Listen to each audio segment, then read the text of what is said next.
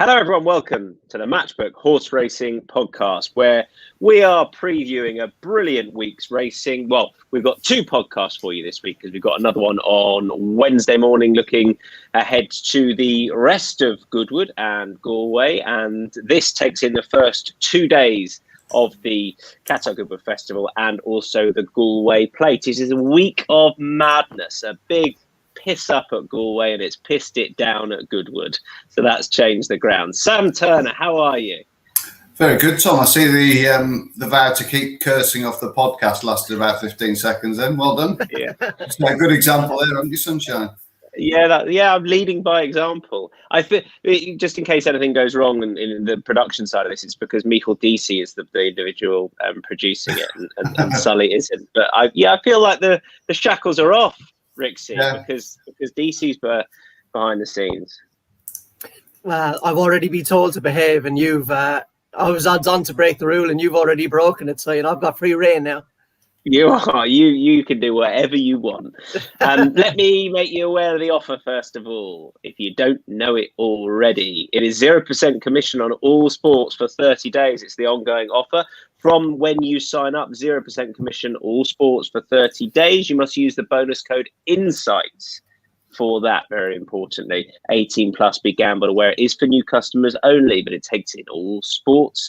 You're likely to get best odds anyway with the exchange, and you're all the more likely to do so given there's no 2.5% commission, 0% commission. Use INSIGHTS as the code. Right, we got 9 races to get through, so we're going to get stuck straight in. We're going to go Tuesday, then Tuesday best bets, Wednesday, and then the Galway Plate, and then best bets. So first of all, Tuesday, the feature is the Goodwood Cup. Prices as things stand at the moment. You've got Stradivarius, unsurprisingly, although he's a bigger price than he's been for the first 4 times that he's won this race. He is at 2.5. Trushan is at 3.5. At 6.5 is Spanish Mission, 9.0, Sir Ron Priestley. They're glad they supplemented him, given what's happened with the ground. And then we're into the bigger prices. Sam, I'll come straight to you on this. Where are you with Stradivarius? Because I think I've spent the last 3 years taking him on in this race, and I probably want to do the same again, but it's cost me so far. Is he the same horse as he was a couple of years ago, do you think? Well, the handicapper didn't think that he ran that badly at Ascot. He didn't mark him down as a very, very weak renewal of the Gold Cup. He was sort of only a couple of pounds behind where he had him, when he won and beat Roger Tealstay at Ascot on his comeback on fast ground. So I don't know if he's deteriorated that badly. And every horse is allowed a blip, isn't he? I mean, he's been supremely consistent. I mean, if you had to say one thing about Stradivarius, is his consistency has been astonishing over the last 4 years to keep peaking as he has for all those big assignments.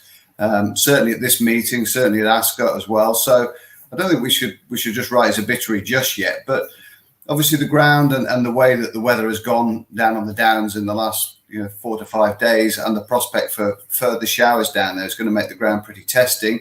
And that's going to play to strengths of 1 or 2 of his rivals. And that's the way I'd probably prefer to go, with a younger model in Trushan, who's reunited with Holly Doyle, who's only been beaten once on him in 4 starts. That was at Chester early on this season. Obviously, the rain gods weren't with Trushan and his merry band of owners, unfortunately, at Royal Ascot, because the rain, absolutely hammered down the day after the Gold Cup. So unfortunately, he had to be a non-runner. If it had been run a day later, I think he'd have been a massive player in that race. So I've got to take a chance with him here. Whether the track will suit him ideally, I don't know. That's a little bit of a question mark with Trushan, but the ground certainly will. I like the fact that Holly's back on board. I wouldn't pay too much notice to that Newcastle performance, really. I didn't think he got the clearest of passages, and just things just didn't quite pan out for him. But he still ran well under a welterweight, and I think he's a very fair bet here at pushing 4.0.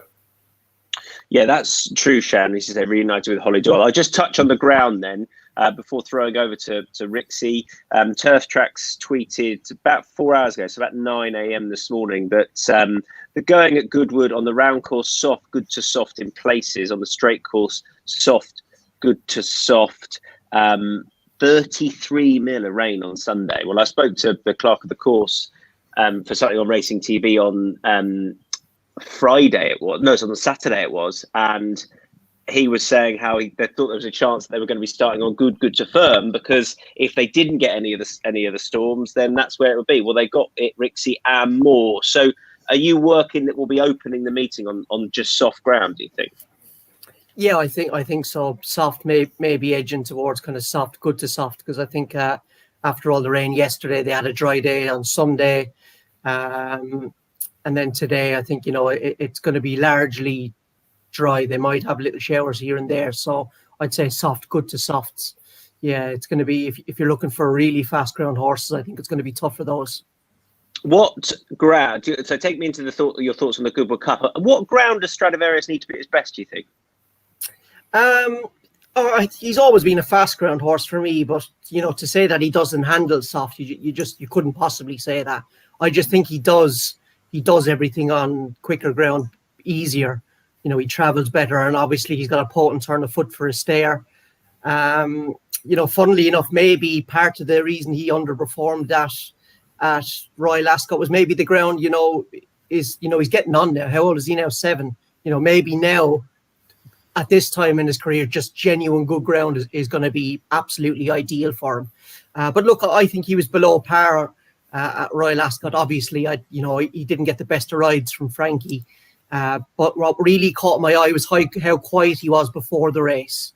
If you remember, he does act the boy when he's in good form, this fella. Parts of anatomy tend to come out when he's in good form, and we didn't see that at Royal Ascot this year. And then I remember Frankie, Luke Harvey had a quick word with Frankie, I think just before they were going to jump in the Gold Cup, and Frankie said to Luke, well, I hope he wakes up. So that kind of just says to me, maybe he had an off day. Because in the Sagaro, he looked good. Did his usual, clocked some very quick closing sectionals for a stare, and he looked in good form. And as he does whenever he's in good order, he gets to the front and he stops. So definitely too soon to write him off. Yeah, I think between a bad ride and him probably not being in as good a form for whatever reason at Royal Ascot, he was below par. Yeah, I mean, I thought I take Sam's point about what he's rated subsequently, and maybe it wasn't that far below. Probably just didn't look quite the same. I'm still on the fence with how I'm going to play it. Just because I want to know what ground we're dealing with, because I think I don't want to be supporting Stradivarius, but the issue with Trushan, I think, is I can see him going off very close to Stradivarius in the betting if we do have testing ground for depth. If the times for the first few races are coming back genuinely very slow, very soft ground, and they do get more rain on Tuesday, which is possibly forecast, then I think he will really contract in the betting. But I know it's fence sitting. Even if it went too close to genuine good, Tom, I don't think that'd be any issues for Planter. That's his bloody sire, for Trushan. I don't think it'd be perfect for him, to be honest with you. Well, not perfect for him. It'd be definitely no excuse ground. No, I completely agree. It's sort of less about their respective chances. I'm sort of interested in starting prices, if you like, and the fact that I can see punters really getting behind, sort of genuinely soft ground swings it, I think, so much in the minds of punters in Trushan's favour as opposed to Stradivarius. Because I still think because of that Ascot Champions Day performance, Trushan is to an extent pigeonholed as a must-have testing ground to be at his best. For all I think that does him a disservice. So I think if I'm going to have a bet in the race, ideally it wouldn't be very testing ground. Stradivarius would edge towards even money, and I'd lay it. It's probably because I just want to be against him full stop, I think. So that's probably how I'm going to play it. But I'm going to mind my bets, as Rixie says. But that's what I'm going to do at this stage. It's a bit pathetic, I know. So there we are. Anything you want to add, chaps, as this is the feature of the day? Any sort of pace angle or anything else you want to flesh out, or you don't have to? Well, I don't get why they're running Sir Ron Priestley here. I think their Johnson team are just gagging for a runner because Subjectivist is not here. The ground has probably gone against him now as well, but he doesn't. Unless he gets out in front and he settles and they go a crawl, he just looks like a real kind of.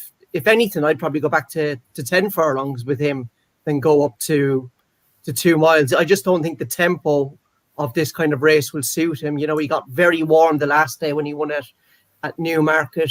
He travels well. He's just that kind of active horse who, you know, you don't really want to be seen running over this trip. So, you know, maybe depending on what price we have about, you know, he could maybe potentially be a place later on Priestley. So but look, it's a bit of it's a good race. We've got 11 runners in there. Spanish Moon ran very well as well at Royal Ascot. Santiago for me is a similar horse to Sir Ron Priestley. He, you know, I think soft ground, 12 furlongs, strong gallop is what he wants. Eran Neville, which I should have got you English boys to pronounce actually, ran very well the last day, but that was on quick ground again. So yeah, it's just the ground's after throwing a bit of a spanner in the works. But what price is Sir Ron Priestley to place? Sorry for putting you on the spot.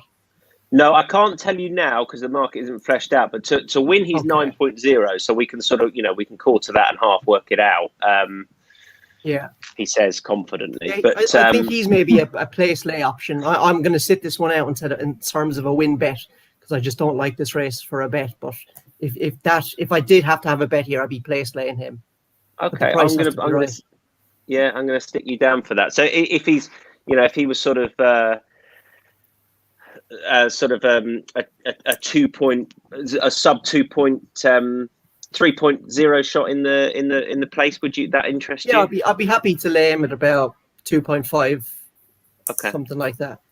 All right. Well, so I'm absolutely skinned. So you see, I don't want the price to go any bigger because that means I lose more money. Yeah, I see. Okay, interesting way of playing it. Right, let's kick on to the opener on the day. This is the Chesterfield Cup Handicap, and I love this race. We've got last year's winner in there as well in the form of May Danny, and he's not too far away from the top of the betting either. The betting looks like this with Migration at 7.0. May Danny is 7.5. 9.0 for Majestic Dawn. Haven't seen much of him since that Cambridgeshire with, not the Cesarewitch. It's Good to Laugh is 11.0, 13.0 for Cockalorum and Caradoc and Harrovian and Johnny Drum. And then we are into the bigger prices. Straight back at you, Rick. So who do you like and why? Yeah, I suppose probably the first thing to mention here with this race is that there looks like there's a lot of pace on here. Majestic Dawn, Johnny Drama, May Danny, Victor Chime, Cockalorum, Sky Defender, especially Data Protection, Dream With Me. They all they're all kind of pushing forward types. So I think, you know, if you like a front runner here, you're definitely not going to get an easy lead, and it's going to potentially set up for closers. So the two that I had kind of on my short list, the main one is definitely It's Good to Laugh. Oisin Murphy riding out of his skin. He takes the ride for Jenny Candlish. He used to be trained by Clive Cox, but he's joined Jenny Candlish this year. To be honest, I just really liked his Chester run, his first run for the yard after a 62-day break. He just travelled really well, and he probably could have done with a stronger gallop, to be honest. But he just looked in good order. You know, it looks like he's taken the moving yards in his stride. I think the drop in trip here with a strong pace, I think could be just the perfect kind of setup for him to thrive. And obviously Oisin is a very good booking. So I'd be looking at It's Good to Laugh winning place. And then the other one I'd have a look at it if the price was big enough was just Bell Rock to place. I think this is a classy horse, this lad. I've been waiting for him to get on some ground with Cutting It where he gets a good gallop to run at. He ran in this race last year behind May Danny, but May Danny got easy fractions up in front and he scooted clear. But I think he's returned in even better form this year, Bell Rock. He's got a wide draw. I'm not really worried about that because it looks like there's plenty of pace on. So I just hope William Carver can get him settled at the back, get him into a nice rhythm. He showed he handled the course here perfectly last year, and you know, I'm hoping he can maybe pick up the pieces late and get into the frame.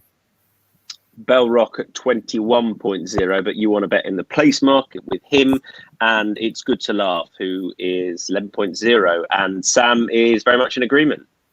Yeah, rather unoriginal, I'm afraid, for a lot of the reasons that Rick's is, you know, very acutely outlined. I like the Chester run. He was unlucky to be beaten by Snow Ocean, who sort of weaved his way through and somehow got a magical run under Cam Hardy that day. It was a 50-1 chance as well. It's Good to Laugh. Connections must have been absolutely aghast as he got overhauled in the closing stages. But that proved he's in good heart. He's also got a Goodwood run on his card as well when he finished second to Native Tribe. I thought that was an encouraging effort under similar conditions. I suppose the one question mark you have to ask about him is how he's going to cope in a big field, etc. But I think with some cut in the ground, I think they, and a good pace, as Rixie's alluded to, that they hopefully they will spread out a little bit and it'll sort the men from the boys in the last sort of furlong or so. So fingers crossed to Sheen, who he's got a bit of a love-hate relationship with this track, as I suppose most jockeys have. But, you know, when he's good, he's very good here. And fingers crossed at sort of 11.0 win and place, then he can run a big race. I think whatever you do, you've also got to perhaps have a saver on Migration, who was a big eye catcher at Salisbury. You know, it was a really, really tidy ride. And Sylvester de Souza went sort of everywhere on him really that day, and he stayed on quite nicely into fourth. I think stepping up to a mile and a quarter with some cuts in the ground for the excellent David Benucci, I think he has to be there and thereabouts as well. So he was a huge gamble as well that day, wasn't he, Sam? Yeah, he went off favourite, didn't he, off a long break, and you know, he's I think he's a really interesting horse with still a lot of potential. A lot of these Minutiae horses seem to get very well punted in these handicaps, and I wouldn't be surprised to see him being one of the biggest movers of the day, even though he's at the top end of the market already. Would you be win and place both of those? Migration is good to last. I'd probably just have a small win saver on Migration. He's okay. Probably going to be 7.0, isn't he? Something like that. And he is going to need a fair bit of luck from where he's going to come from, I think. But you know, the excellent William Buick takes over, and that's obviously got to be a positive for him. Just on where he's going to have to come from, and because the selection I like is Uzo, who's drawn 10 double figures. If you look at over the years, Maidani won it pretty much making all from 1. Fayez won it from 11 and actually went up the inner. Then 3, 6, Firefighting 16, Mount Logan 10, Sanoki and Star 5, Viewpoint 13, Landerman 17, Arla Queen 9. But I don't mind if you're drawn.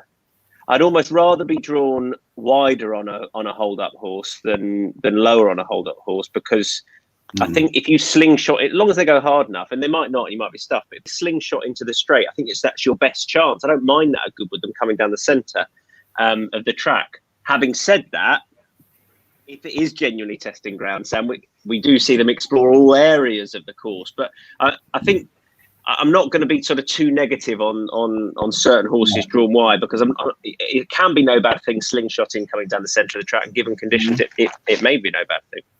No, agreed. I like that run. You know, I like that run down the middle. You very rarely see horses dive for the rail and win. I know Fayez did a couple of years ago, but I much prefer that late withering run down the outside and being the last to challenge. Certainly at Goodwood, that serves you quite well. So, yeah, it'll be really interesting and difficult to predict, you know, 24, 48 hours before these races where they're going to race. You know, you don't often know as they're going into the stalls where jockeys are going to pick to go, even though you think, you know, for certain they're going to come stand side or go far side. You just haven't got a clue, really. It's however the mood takes them sometimes, and they create their own biases. But at least with some cut in the ground, races tend to open up a little bit more than them all fighting for the same passage down that far rail on fast ground. So fingers crossed there won't be so much trouble in running as there often is at this meeting. So I'll go with Uzo. He's drawn 10. Ryan Moore, I think, will be, you know, we know how he tends to want to be ridden, although he was prominent last time, but I think he'll look to be relatively patient here. I'm not certain the trip is ideal, to be honest.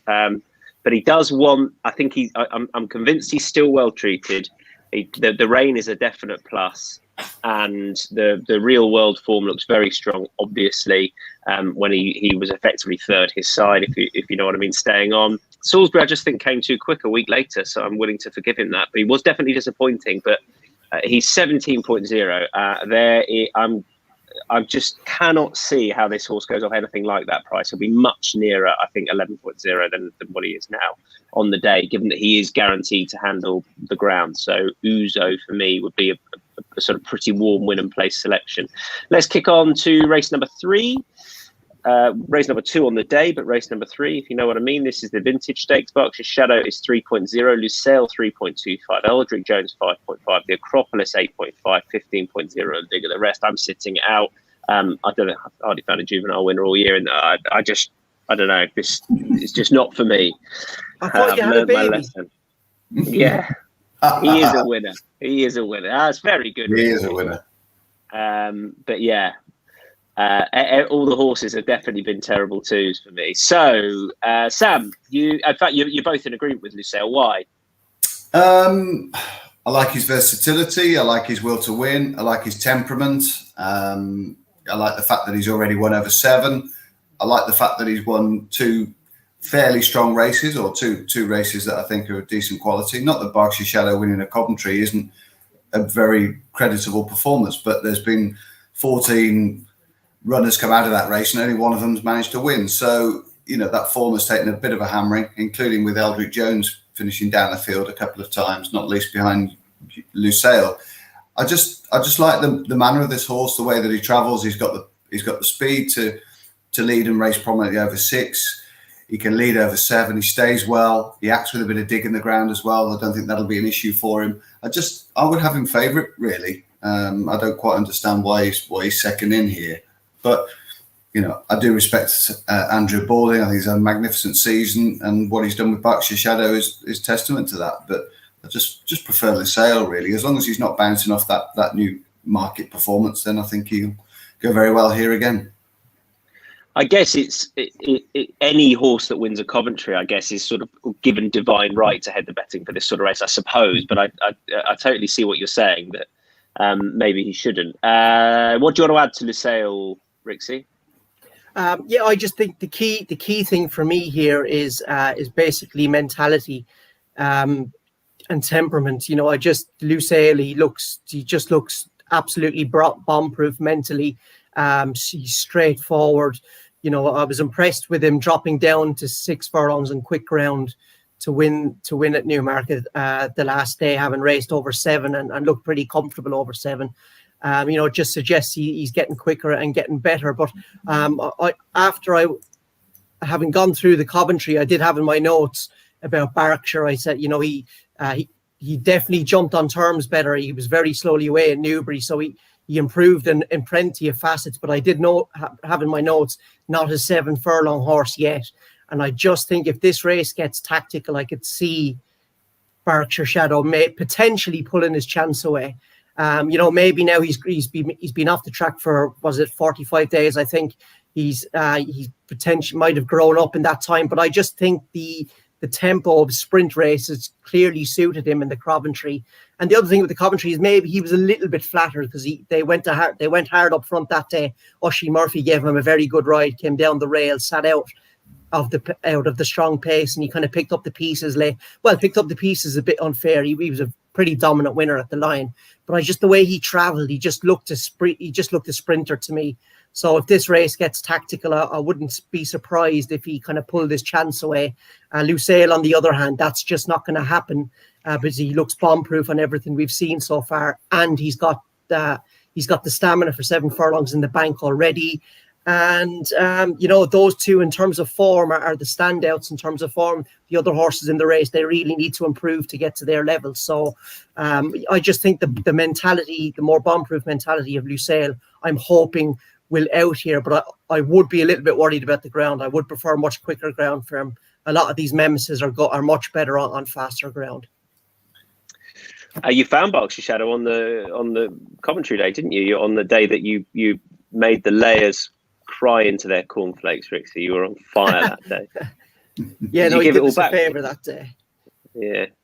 Didn't give it all back at the rest of the week, did you? No, had a good week. Royal Ascot was a good week. Yeah, no, had a good week. I love it. Lovely to hear. Tom, right. Just one point here. That there is a horse that looks sort of grossly overpriced, and that's Angel Blur, who I think is about 15.0. If there was another place, I'd be very interested in betting him each way if he's allowed to take his chance. Just 3 days after running behind New Science. Yeah, I thought that was a really, really good effort, and he's got 5 lengths to make up on the Coventry form, admittedly, but he's got 1 or 2 bits and pieces of form. Not least at Pontefract, where he had Lucille in behind him that day. And the ground's on the easy side. I don't think that'd be a problem. Frankie Dettori booked. Just think he looks a really tall price. I can't let him run at 15.0 without having a shilling or 2 on him. Okay, and how I'd agree with that, actually. With 7 runners, how would you still go win and place? Would you, or would you sort of split the stakes up between the 2? Do you know what? Yeah, I would probably just have a small win bet, and then I don't know if you could bet him without. If there was a market without Lusail, I would probably back him and hope that he sort of turned the form round with Berkshire Shadow and finish second, perhaps. Mm-hmm. Okay. But either way, it's too big a price. Just that run at Ascot at the weekend, I thought he did very well to stick around late, given how keen he was. You know, though that front runners, kind of on prominent racers, are not really made for that Ascot straight track, are they? And he's clearly a horse with a lot of natural ability to stick around late, given how keen he was into the elements. So yeah, I think you'd be you'd maybe play at 1 point, win Lusail, kind of half a point win Angel Blood, that kind of way. That's how I'd kind of look at that as well. Yeah, he's definitely overpriced. That's the main thing, anyway. Yeah, singing from a very similar hymn sheet then with Lusail and Angel Blur. Let's move on to the Lennox Stakes. This is the 3 o'clock Group 2. This is, and it's the Charlie Appy Show with Space Blues at 3.0, Creative Force at 4.0, then Safe Voyage, you will appreciate the ground, 8.5, Kinross is 9.0, Happy Power 13.0, and then it's into the much bigger prices. Kinross isn't the same connections as Agent Blur, is it? That's just it is. Mark Chan.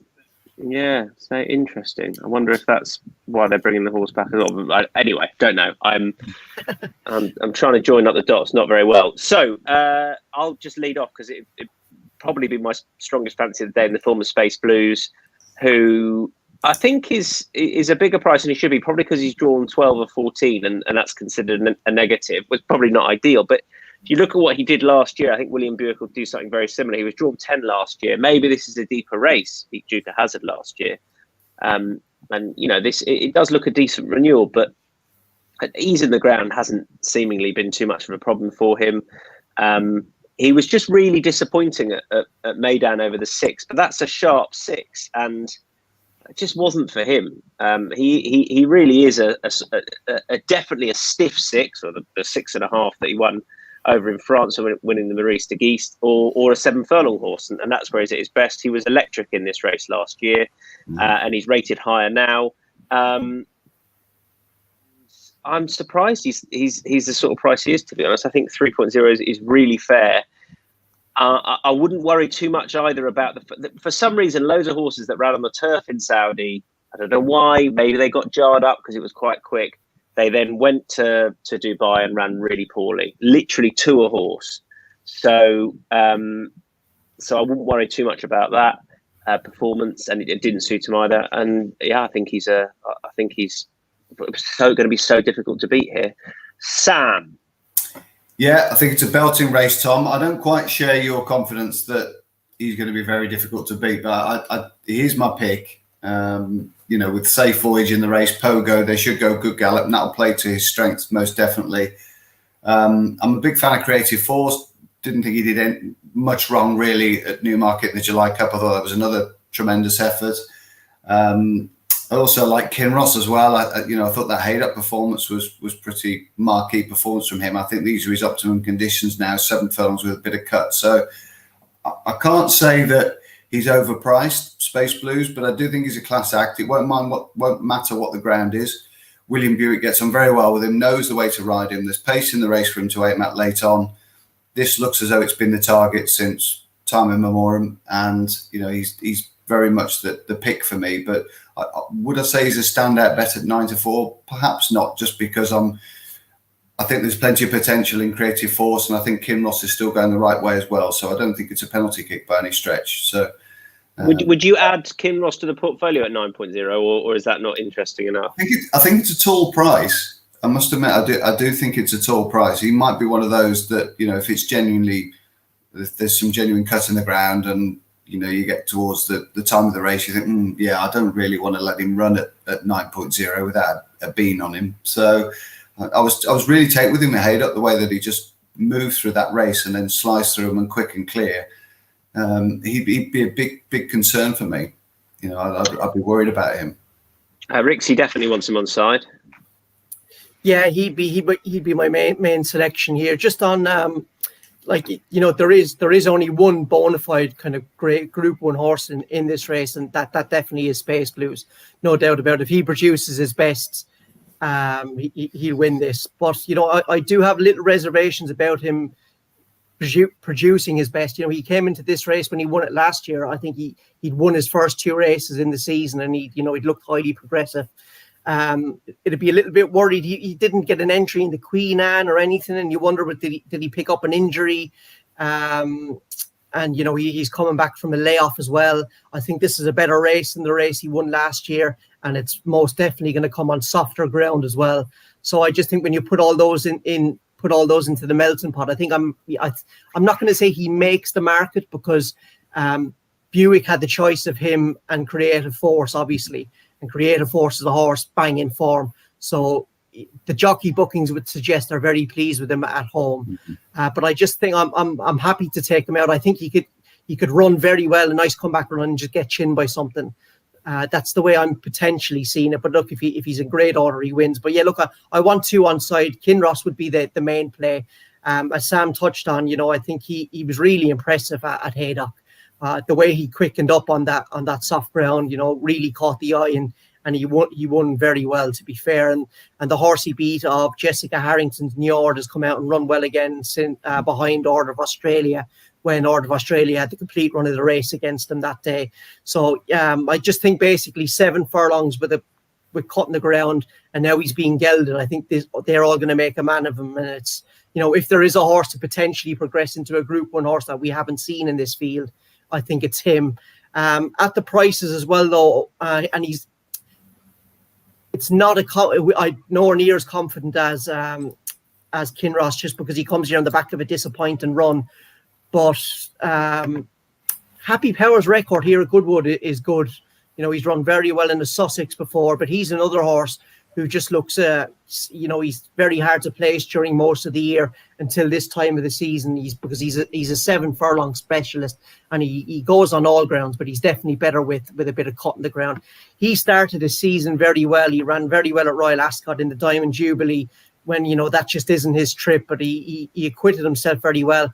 But he comes here on the back of a disappointing run in the Summer Mile at Ascot. But look, that was a mile.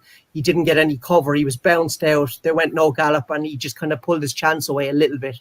But Ryan Moore gets on him now. And, I think with a lot of these King Power horses, jockeys like Moore and Murphy riding them, I think, is a big plus to them. So I'm going to have him on side at the prices. But Kinross would be the main selection. So I'm going to play both of those, win and place.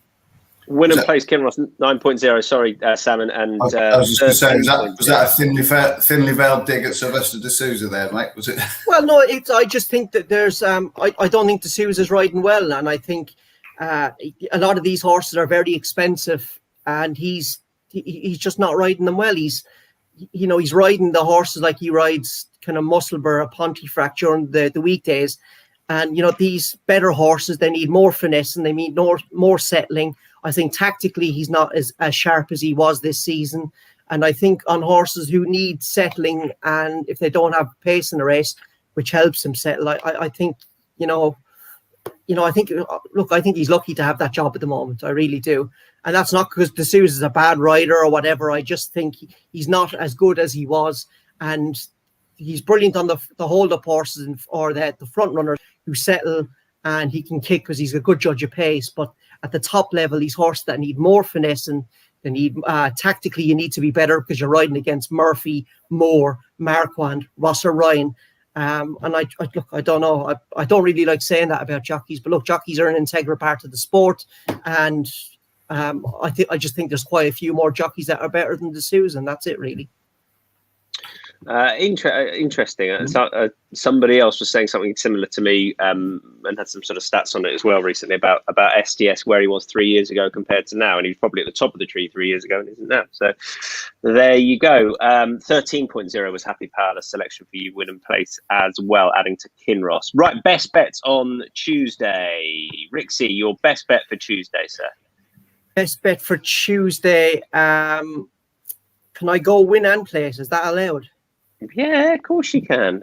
Okay, I'll take It's Good to Laugh in the Goodwood opener, please.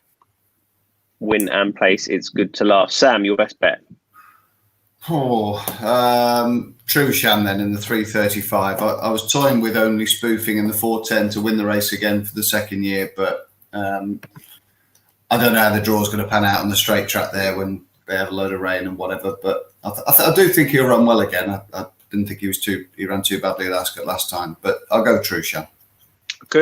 I'm very happy to put you down for a bet on the day if you want with only spoofing. Probably doesn't have to be best bet. Will you be backing him irrespective of how the draw plays out, or would you want to see first of all? He's drawn 4. I don't mind that draw, but I'll sit on the fence with him at the moment and just go Trushan. He looks a solid one for me with the ground. Trushan for you. I'm going to go Space Blues best bet at 3.0, and if you get bigger, happy days. I like him a lot for that. Lennox. Right, let's move on to the Sussex on Wednesday, 3:35.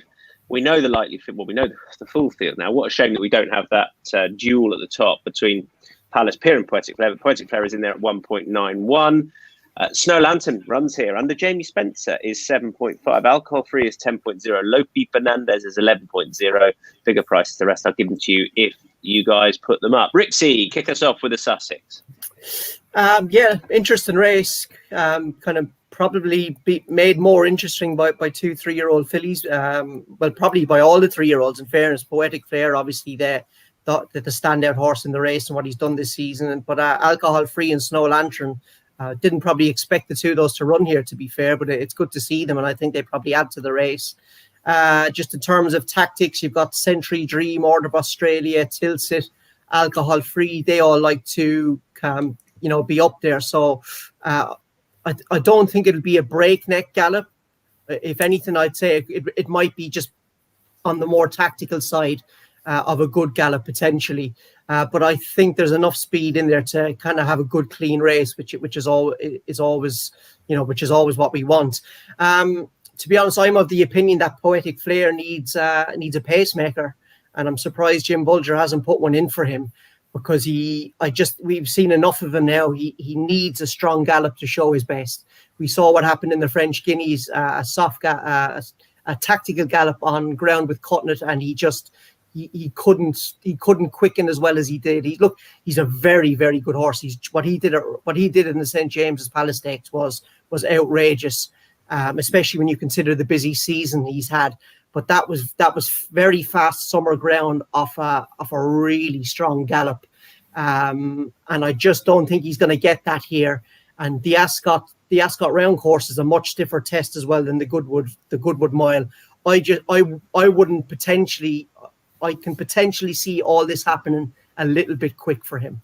So I'm more than happy to take him on. Look, if the race transpires that they end up going a strong gallop, then, I think that's going to play into his strengths. But it's going to be softer ground than Ascot, and I don't think the pace is going to be as strong. So I'm more than happy to take him on at the prices. Interesting thoughts on Poetic Flare. You're going to take him on with the filly, with Alcohol Free? Yeah, I'm going to take him on with Alcohol Free. There's a couple of things. I just can't get out of my head how much money came for this filly in the Guineas. She was an outrageous gamble. You don't really see gambles like that in Group 1 races. Look, she came up short on the day, but Andrew Balling said after the race that she came back a little bit sick, so it wasn't her true running. We saw the real Alcohol Free at Royal Ascot in the when she beat Snow Lantern in the Coronation Stakes. I was worried because she's a filly with a lot of natural pace and she likes to get on with things. I was like, there's no way Alcohol Free is winning the Coronation Stakes on heavy ground. She's not going to stay. But I was so wrong, and she was dynamite. She probably had a better position than Snow Lantern and Mother Earth. But the way she travelled into it was clearly, we saw there what the Ballings were seeing at home that led to that gamble in the Guineas. And then in the Falmouth, it definitely wasn't a bad ride by Oisin, but she just never struck me as a front runner. She's always been a filly, I think, that needs cover, needs a gallop to run at, just to help her settle and get into a nice rhythm. To be fair to Oisin, he was joined about kind of half a mile out, 3 out, and he was softened up a bit, so she still ran well. I just think this race is going to set up better. Oisin's a brilliant jockey. He's in good form. I think he's going to learn from that race. And I think he's probably going to tuck her in second or third here. Have a better tactical position, hopefully, than Poetic Flare, and quicken, pick it up and go. Snow Lantern is the other one. I'm not sure this faster track is going to suit her. And although with her, I think Spencer beat me booked, I think is a big positive. She's a filly that takes a little bit of settling. If she doesn't get a strong gallop, I think as we saw at York, she can be keen.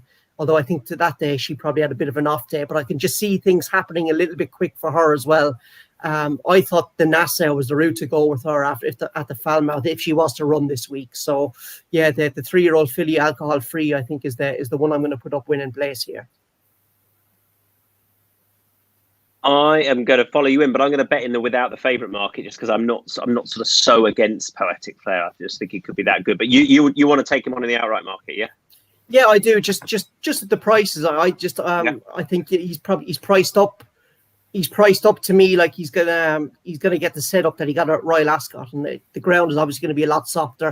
It's a much sharper track, and the pace is definitely not going to be as strong. So happy to take him on at those prices.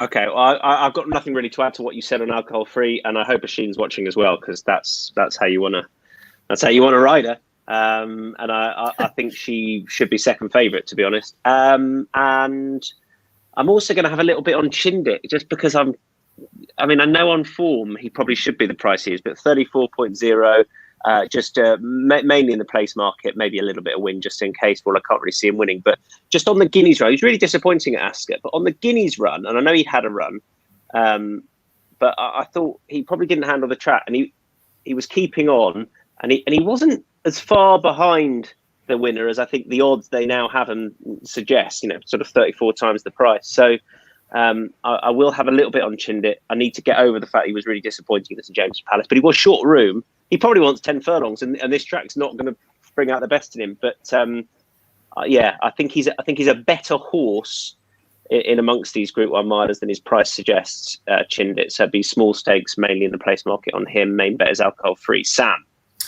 Was Chindit really disappointing at Ascot, or did he just run? Yeah, stop talking nonsense, Tom. What are you on about? Leave Chindit alone, man. He ran his heart out.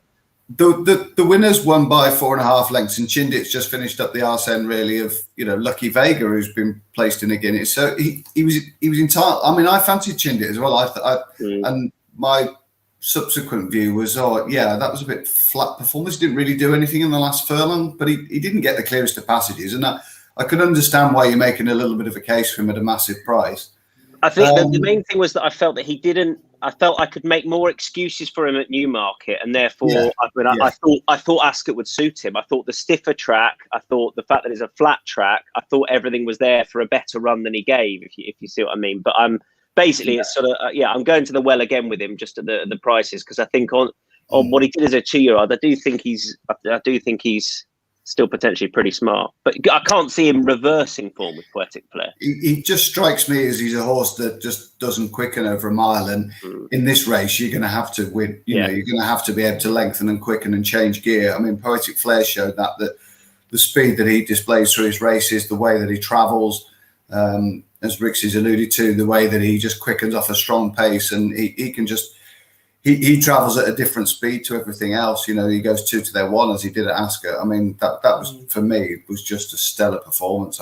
It's a long time since I've seen a St James's Palace one in the quality of the performance that he produced that day. And I probably didn't think that he was capable of producing that. And I don't think it was those in behind running flat races and not quite excelling. I thought it was just him putting a stamp on the race with his quality and the way he went through it. My one slight concern with him is that he was busy all the way through spring into early summer. He's had 6 weeks off. Now, Jim Bolger said he's a horse that you could run every week. He's got a cast iron constitution, and you tend to believe Jim when he says that. It's not the Ballydoyle speak where they've got a great mind and unbelievable temperament. And do you know what I mean? And we're thinking down the road for side values. I'm not saying Jim isn't, but he just described his characteristics so lucidly, really early season. And just with those type of horses, when they're thriving and they're absolutely flying, I'm not to say he can't peak again, but At 10 to 11, 4 to 5, 1.8. Do I really want to be with him in a race of that nature? So I'd probably take a little bit of a punt like you guys have and bet something each way. You know, we've obviously been denied another great duel on the Downs, which is disappointing. But, you know, Snow Lantern, I thought did really well to win. I know the race got set up for her quite nicely at Newmarket, but I thought that was a terrific effort. I don't think there's much, as we know, between her and Alcohol Free. So I think Spencer's a great booking for her. It's sad that Sean Levy can't ride her, but, you know, I think Spencer's a terrific booking for her. Hopefully Jamie gets his day in the sun. I think Tilsit is a little bit overpriced as well. I got him doing a really, really good number when he went at Ascot last time, when he just overhauled a selection of mine, Century Dream. That was a really, really big figure on the speed ratings. And, you know, he's a one-time runner, one-time winner at Goodwood as well, and he's 15.0, and probably the likelihood is that he'll go a bit bigger than that. So I could see him running a big race. So I'd have two fun bets each way, really. Win and Place, Snow Lantern, and Tilsit. Yeah, small stakes, Win and Place, Snow Lantern, Tilsit for Sam. Let's move on to the start of the day. The 150 is the 1.5 handicap. It's 6.0 the field. So I will give the selections when the chaps give the prices when the guys give their selections. So Rixie, you can kick us off here. Yeah, again, just starting from a pace perspective, Siskany, King's Prince, Pied Piper, Glenagain, generally in Amondale, they all like to go forward, but they're not kind of really forward going front runners. So I think even though there's a couple in here, I don't think they dawdle around, but it could get a little bit tactical as well. I had a short list here of 3: Siskany, Pleasant Man, and Khaleesi. I think the main bet would be Khaleesi, just because I think he's the most unexposed, and he's coming well now. What I liked the last time at Salisbury, all the time before that he'd looked very professional, gone through his race as well. You know, but last time at Salisbury when he won, he travelled, and it just looked to me like the penny's starting to drop with him now. And he'd been campaigned earlier in the season over a mile, and we saw what 10 furlongs would do. He's by Harzand. The dam has got plenty of stamina on her page as well. And I just think he's the least exposed, and he could be the one to thrive again over this trip. So, you know, with the British and Irish lines taking on South Africa in the rugby at the moment, you know, Khaleesi could be a topical winner. But look, I have a lot of time for Siskany, and as well, I thought he ran very well at Royal Ascot. He was probably in a better place than most, but I was surprised how well he handled the quick ground, because he's got quite a rounded knee action. He's going to get back on a softer surface here as well. So, and you know, he's going to be ridden by James Doyle, and he's tactically he's pretty bomb-proof. So I did like him as well. And the other one I give a mention to as well, Pleasant Man. The way he finished off the last day at Ascot really caught the eye. I thought this horse could go on to be a pattern performer earlier on in the season. He disappointed in the Chester Vase. They gelded him soon after, and he's come back and he's run two good races. The last race that Ascot he ran in was a joke. They crawled around. That would not suit him. But getting on some soft ground in a race that's run at a stronger gallop, I think would suit him. So I think I'm going to have 2 win bets here, if that's okay, on Khaleesi and Pleasant Man. I'm going to put those 2 up.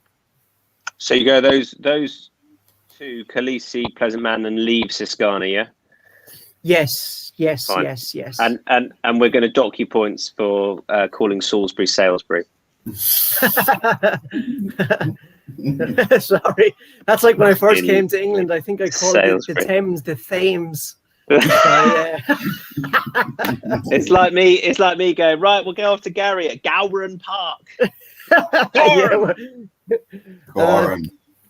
Butchering each other's languages. I do apologize to all the English listeners. I think I must have got some of that nerve gas that time I went down to visit the city centre that day. But anyway,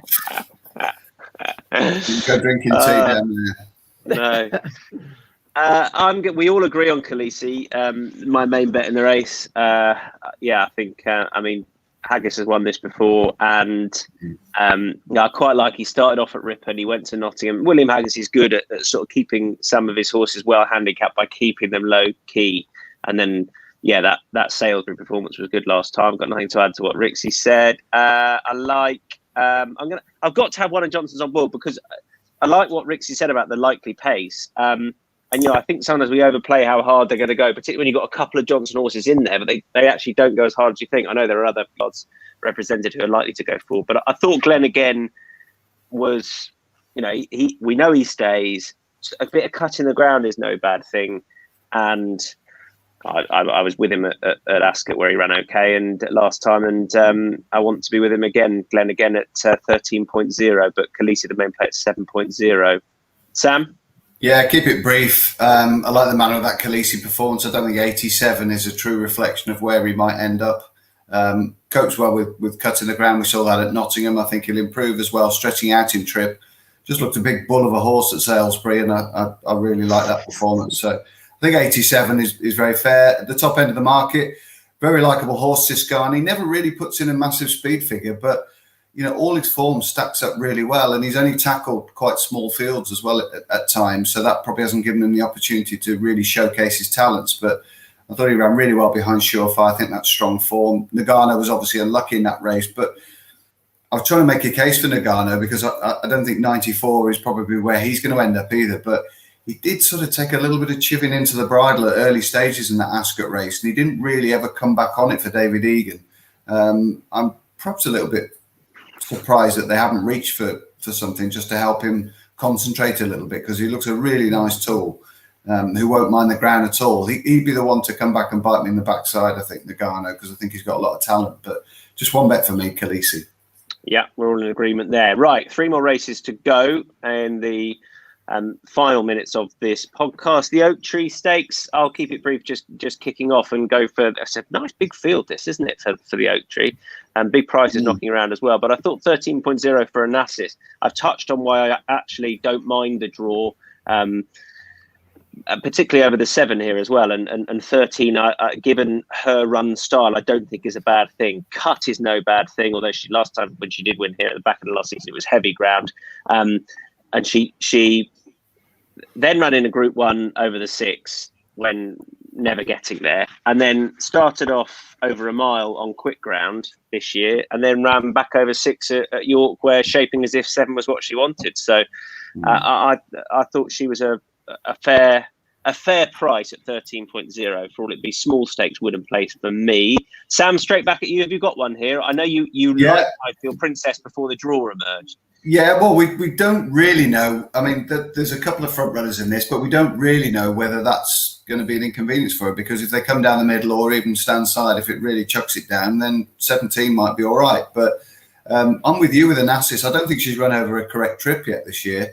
I know she has won over sort of a mile before now, but the way that she travelled at Ascot on a comeback, like the wrath of God, and didn't get home, and then she ran over the 6 last time, which I thought might suit, and like you say, she couldn't get there on a speed track like York. But I think 7 here with some cuts in the ground, reasonable draw in 13 as well. You're not sort of down the inner there, and Hayley Turner can hopefully ride a race on her. I think that's perfect. I think double figure odds for her is very, very fair, and she'd be my initial thought in the race, to be honest. Rixie? I'm not going to put up Onassis, but she made kind of, I think I had 2 or 3 or maybe 4 or 5, who knows, on the short list. And she was definitely on it. She's just very game, that horse, isn't she? She's, 6 furlongs is too sharp for a mile, is maybe a little bit too far for her. But the way she travelled, as Sam already mentioned, at Royal Ascot on her seasonal debut was, she looked a massive player going to 2 out, and she just quite blatantly needed it. Maybe a little disappointing last time that she didn't take another step forward again. She did take a step forward, but she didn't improve further. But her 3rd run last year was the run I think she really clicked into in terms of her figures. I know she did win at Royal Ascot on season debut, but she progressed again on her 3rd run. But yeah, just one up at a price that I'd probably mention. Just I haven't seen prices yet, so and prices are obviously important. But so sorry about that. But I definitely give 10.0. 10.0 is the one you're going to put up. The favourites? Are you going to go Bounce the Blues? Yeah, I'm going to go Bounce the Blues. Yeah. Yeah, 10.0, and at it's 6.0 the field, so it's a pretty open contest. Is I'll it? give you the top. Geez, I was expecting Sacred and a couple of those to be shorter than that now. Yeah, no, it's between the Dream and Sacred at the top of that betting. Okay, well, yeah, I suppose Sacred. The thing is with her, the quicker the ground, the better for her. She started the season very well. I think that she win the, it wasn't an El Gwyn. She won at Newmarket, and then she ran very well in the Guineas when the trip clearly was just too far for her. 7 furlongs, fast ground is her bag, but she's only going to get 7 furlongs here. She's not the biggest of fillies either, so you're wondering kind of physically are others going to pass her out as the season progresses. Vad Dream as well has been in great form this season, but I don't think Bounce the Blues has that much to find with those at the top of the market. She's better drawn in the few, and to me, she just looks like a filly cutting the ground. 7 furlongs is really what she wants. She ran a cracker at the last end of the Midsummer Stakes behind Century Dream and Top Rank, obviously 2 very, very good older colts. She was getting a bit of weight from them now, to be fair, but she had a horrible trip under Martin Dwyer. And not only did she have a horrible trip, she couldn't get much cover. She was 3 wide and she travelled too strong as well, dropping back in grade and in trip and getting back on some softer ground. You've got the champion jockey booked. Andrew Bowling is having an outstanding season. It's still going to continuing for him. So I thought one at a bigger price that would be good for winning place would be Bounce the Blues. We move on to the Molecomb over 5 furlongs. Chipotle's 4.0 off the back of an unlucky run in the super sprint. Fearby is the same price. They can't split them at the moment. Kaboo is 8.0. Armour is 10.0. It is 12.0 and bigger the rest. Straight back at you, Rixie. You and I are both going to go for Fearby. How confident are you? Yeah, I'm just going to keep it pretty simple in this race. I'd probably be more confident if the ground got a little bit quicker, just because when he won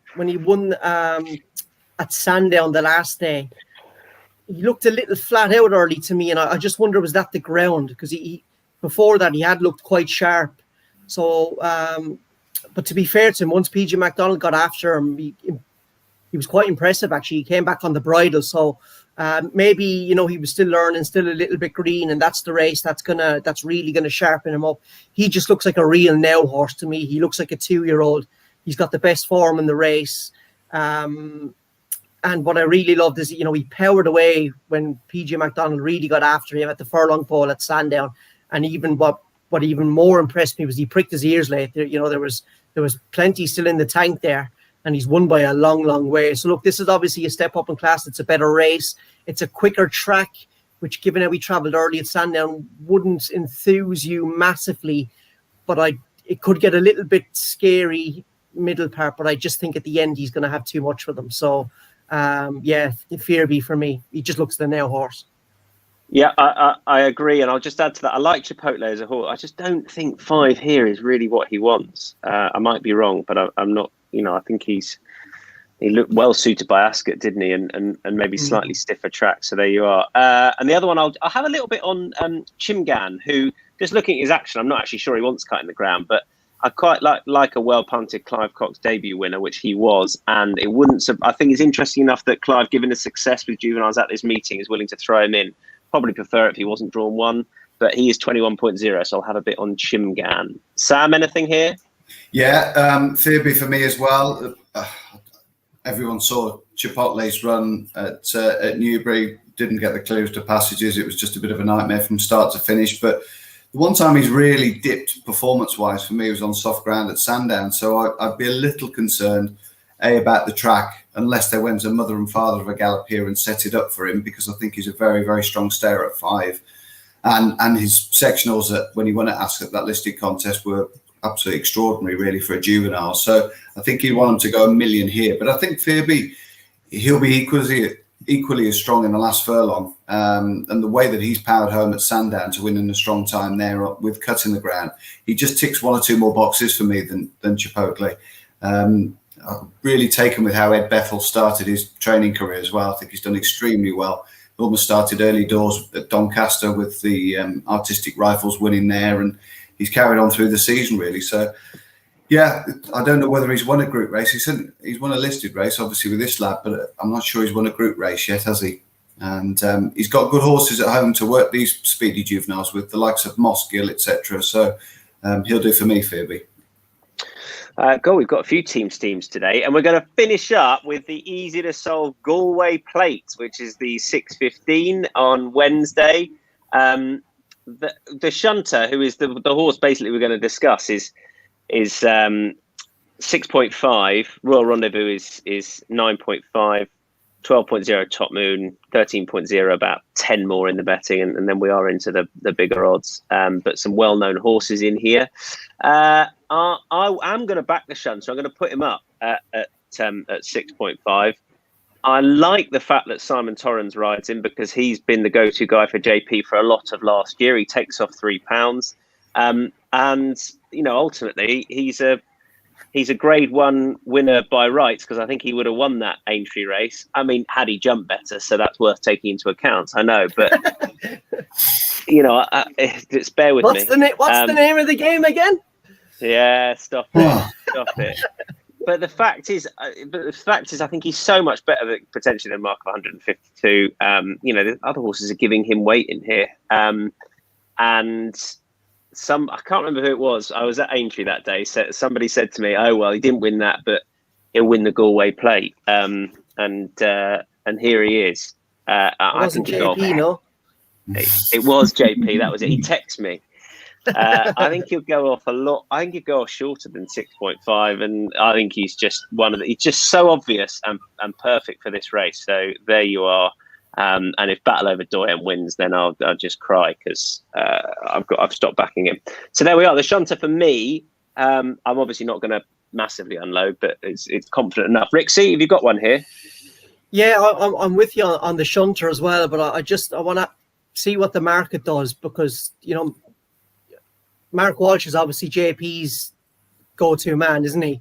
In Ireland anyway, and he rides Top Moon for Joseph O'Brien, so that's just a little bit off-putting.